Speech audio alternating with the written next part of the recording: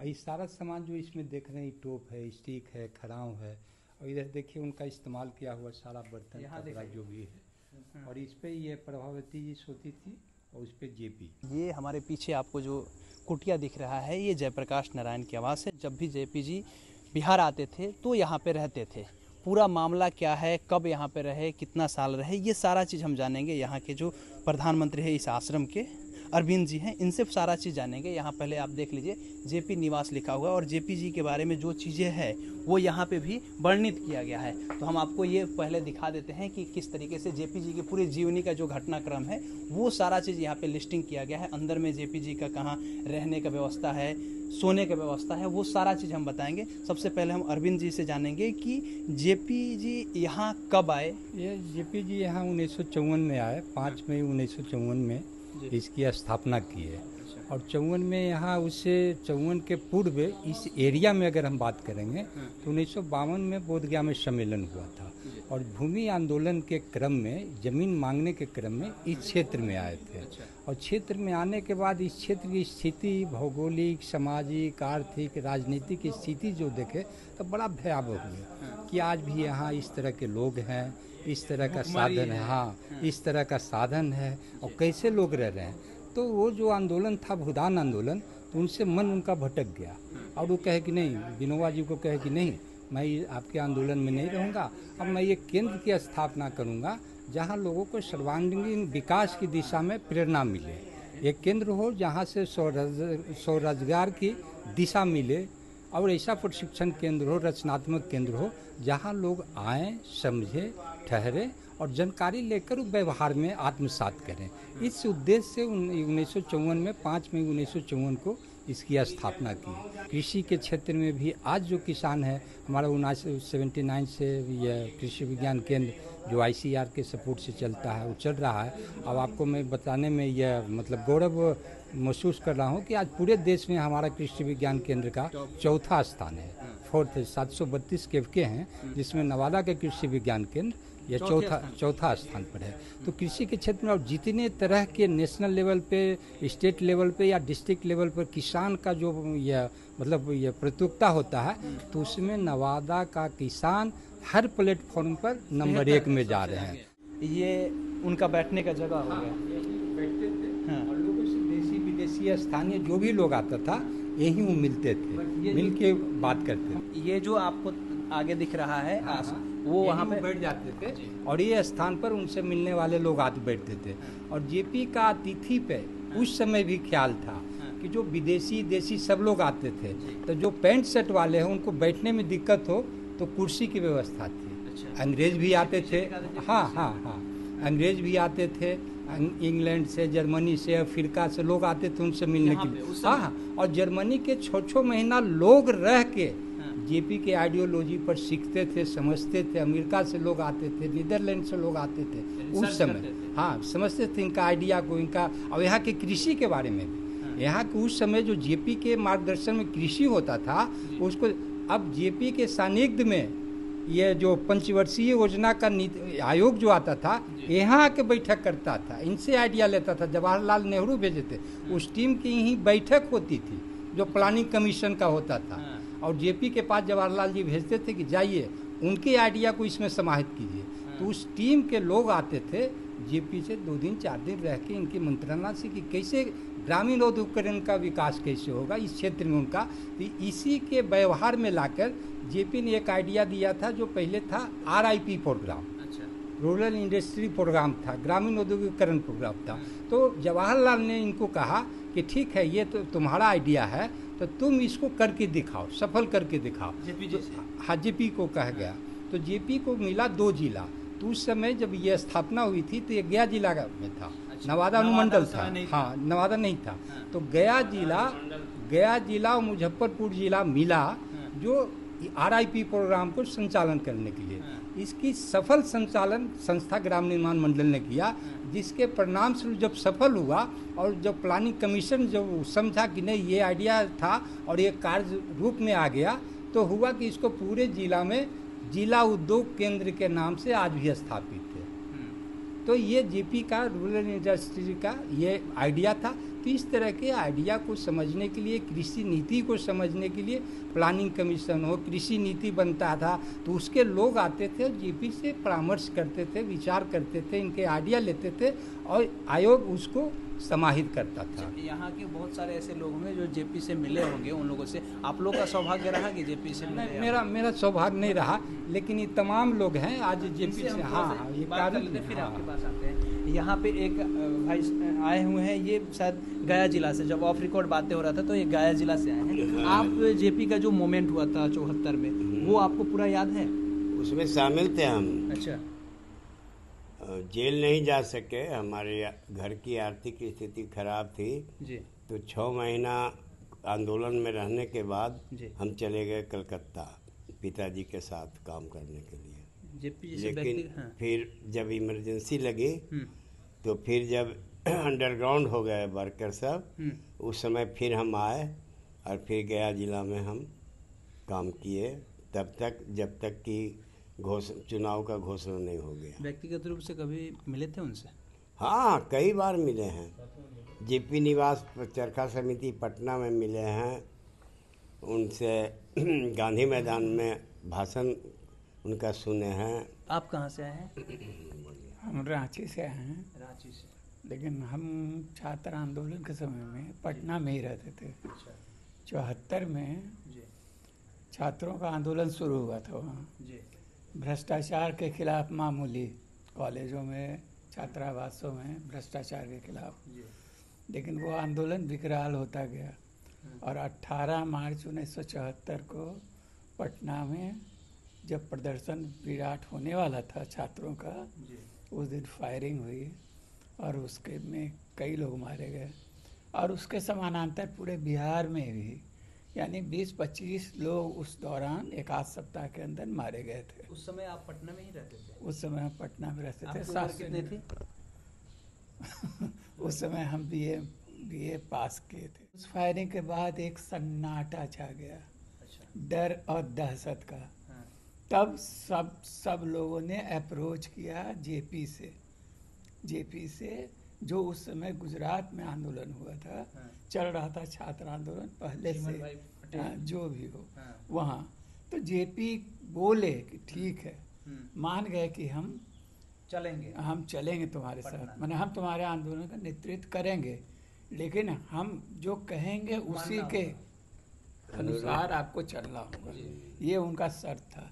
तो बोले कि ठीक है। और 2-3 शर्त था उनका। एक शांतिमयता, अहिंसक तरीके से लड़ाई होगी, और ये जो हम जैसा निर्णय लेंगे वो मान्य होगा, तब हम चलेंगे।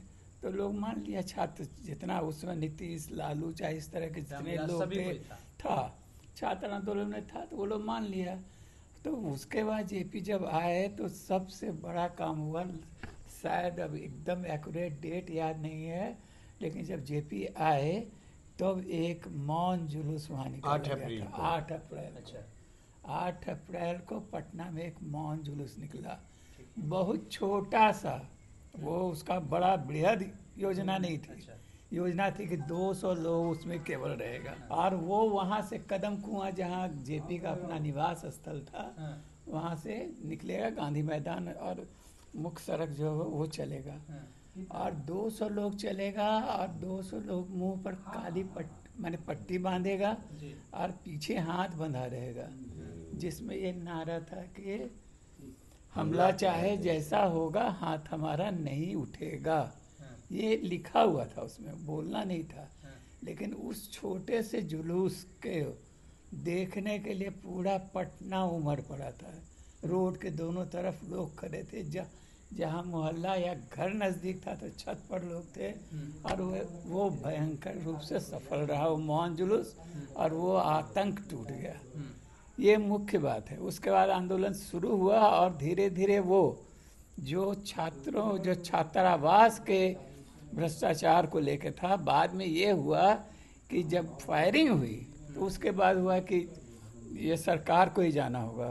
पहले तो बिहार सरकार के लिए हुआ, और फिर इंदिरा गांधी की सरकार के लिए हुआ कि ये वो चला।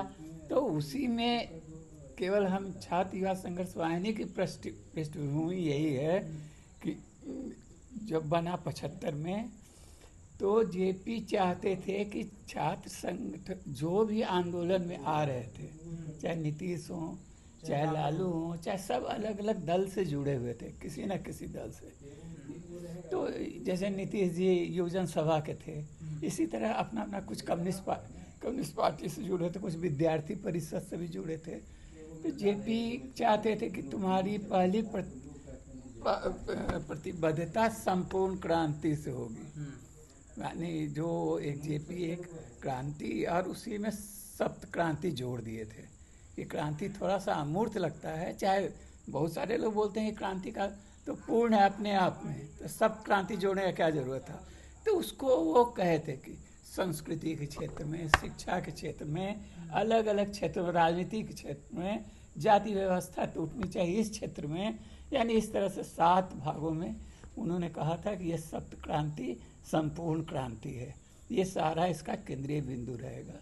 इसको लेके जब वो तब वो उनका शर्त था कि इसमें संगठन में वैसा एक संगठन हम बनाना चाहते हैं छात्रों का, जो वो सीधे संपूर्ण क्रांति के लिए समर्पित हो। एक तो ये था, और दूसरे उसमें 4-5 शर्त थे कि 14 से 30 वर्ष के लोग ही रहेंगे, वो दलगत राजनीति में हिस्सा नहीं लेंगे, किसी तरह के चुनाव में भाग नहीं लेंगे, वो जाति सूचक चिन्ह नहीं धारण करेंगे, वो पूरी तरह शांतिमयता में विश्वास करेंगे। उस समय जने उन्हें तोड़ा गया था, ये सारा चीज हुआ था। ये सारा कुछ हुआ था, ये शर्त था। और उसके इसमें तब छात्र युवा संघर्ष वाहिनी, और उसकी परिकल्पना ये थी कि उसके सेना नायक कहलाते थे जेपी। और वो माने वो एकदम वर्दीधारी नहीं होगा और बंदूकधारी नहीं होगा, लेकिन वो रहेगा एक अनुशासित, और उसका जिसका नेतृत्व जेपी करेंगे, जेपी के हिसाब से। तो उसके बाद वो चला, इमरजेंसी लगी, इमरजेंसी में अंडरग्राउंड हुए लोग, घेराव हुआ, जेल गए, ये सब तो हुआ। उसके बाद लेकिन चलिए जैसे भी हो, इंदिरा गांधी को सुबुद्धि आई या जैसे हो चुनाव हुआ, और जेपी के प्रयास से जनता पार्टी बनी, और जेपी शपथ दिलवाए थे उसको, कोई गवर्नर या कोई चीफ जस्टिस नहीं, वो अपने शपथ दिलाए थे। हालांकि जिसको बनाए, ये दुर्भाग्य की बात है कि जेपी जो पार्टीलेस डेमोक्रेसी की बात करते थे, रिकॉल का अधिकार चाहते थे, ये डेमोक्रेसी में शामिल करना, उसको जिसको बनाए वो मोरारजी देसाई, वही इनकार कर दिए बाद में कि सब फालतू चीज़ है। ये एक ट्रैजिक पहलू है उसका। जो उसके बाद का वाहिनी के लोगों से, वाहिनी के लोग उनके पास गए कि जेपी अब हम क्या करेंगे, अब तो सरकार भी बन गई और जनता, ये तो सुनी सुनाई बात है, मैंने कहने का है। तो जेपी यही बोले कि तुम लोग जब इतना काम किया तो अब हम तुमको बताएंगे, लेकिन एक चीज़ बोले कि तुम सघन क्षेत्र बना के अपने अपने रुचि का काम शुरू करो। उस समय तक, उसी समय कुछ साथी, कई आंदोलन जो बिहार में शुरू हुआ जिसकी बुनियाद वाहिनी के लोग बने, उसमें था। जैसे एक बोध गया में महंत के खिलाफ बड़े, माने बोध गया में आंदोलन हुआ एक, जो जमीन के खिलाफ दलितों का। उसी तरह और भी, जैसे गंगा मुक्ति आंदोलन, गंगा में जमींदारी चलती थी वो था। उसी समय हम भी, जिसकी चर्चा कम अभी होती है, उतना नहीं है, लेकिन पोटका में, सिंहभूम में, आदिवासी बहुल इलाकों में काम करने के लिए हम चले गए थे उसी समय। हाँ, और वहाँ जो गए तो उसके 75-76 की बात है, 78 की बात है ये सब। और उसके बाद गए तो हम फिर झारखंड में ही रह गए एक तरह से। तो आपने 2-3 बरस, 4 बरस, 5 बरस तक काम किए होंगे। उसके बाद फिर पढ़ाई किए एमए में, पत्रकारिता में हम आ गए, हम प्रभात खबर ज्वाइन कर लिए उसके बाद, और लौट के गए तो फिर कई अब लिखते हैं, कई उपन्यास लिखे हैं वहाँ। अब हम लेकिन आदिवासी केंद्रित चीज़ है। क्या हुआ पूरा? मेरा नाम विनोद कुमार हुआ। अच्छा। तो आज ही 50 वर्ष के बाद वाहिनी के साथियों का यहाँ सम्मेलन हो रहा था, तो हम पुराने जो लोग हैं हाँ, वो तो आए सब होंगे। लोग आए, हालांकि हम लोगों का हम सबका रूप रंग बदल गया है, हम लोग एक दूसरे का पहचान नहीं पा रहे हैं, ये भी है। ये जो कमरा आपको दिख रहा है ये जेपी जी का कमरा है और ये अरविंद जी पूरा इसको एक्सप्लेन करेंगे। हाँ, ये उन्हीं का निवास था, उन्हीं का ये कमरा है। और ये सारा सामान जो इसमें देख रहे हैं, टोप है, स्टिक है, खराव है, और इधर देखिए उनका इस्तेमाल किया हुआ सारा बर्तन यहाँ कपड़ा देखिए। जो भी है।